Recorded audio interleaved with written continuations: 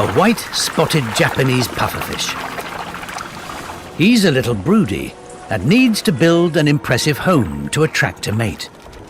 But on this vast empty plain, all he has to work with is sand.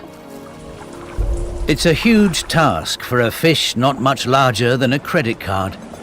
He starts by sieving the sand with his pectoral fins, moving the finest grains to the center to make a soft bed for eggs.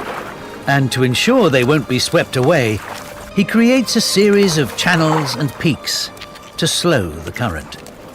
This could take some time.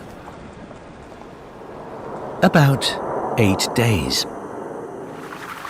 After moving around 2,500 times his body mass in sand, he's almost done.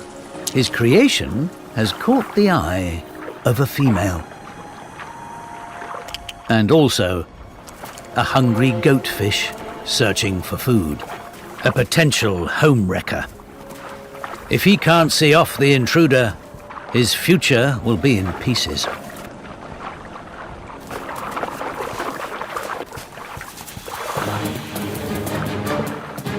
Disaster averted. A few repairs and a little zhuzh. He has the female, hook, line and sinker. She lays her eggs, he fertilizes them, and he'll tend them until they hatch into a home that's out of this world.